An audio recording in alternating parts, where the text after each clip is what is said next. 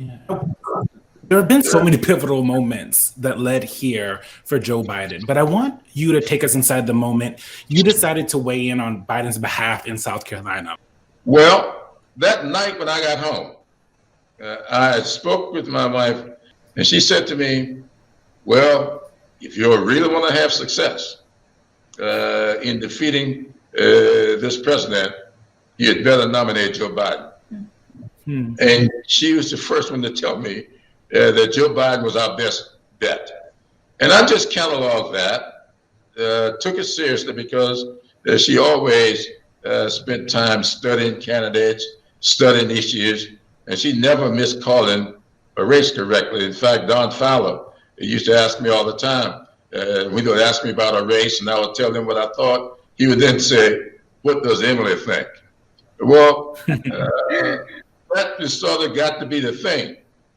So the weekend before the South Carolina debate, which was the weekend before the South Carolina primary, I went home that Thursday night from here after having a meeting with my little kitchen cabinet, Marcia Fudge, Bennett Thompson, and Cedric Richmond, and they were telling me that the campaign was going bad.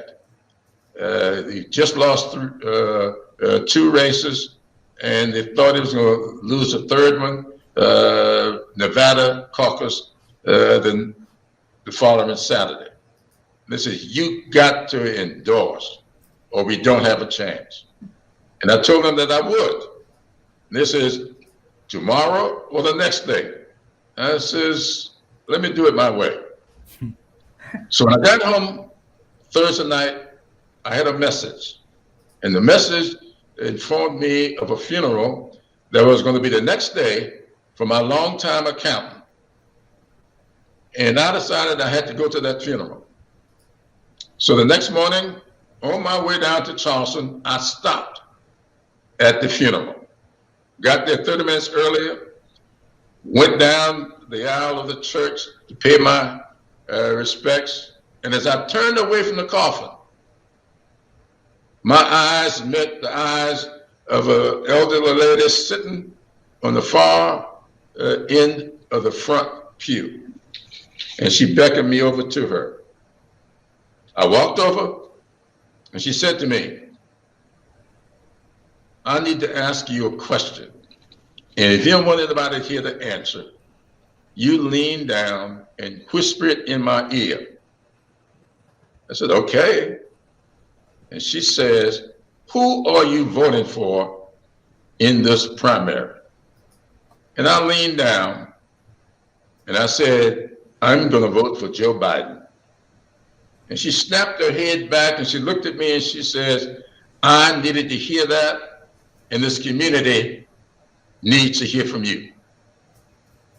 And that, when it hit me, that people were waiting to hear from me. Yeah.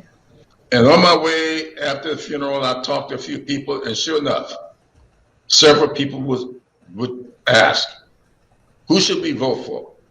This is a big race. We can't make up our minds. Who are you going to support? And that's when I decided that I was going to not just endorse, but I was going to do it in a big way. And then I laid out the plan to endorse, do the robocalls, to do radio ads, and see what that would yield. And the rest is history.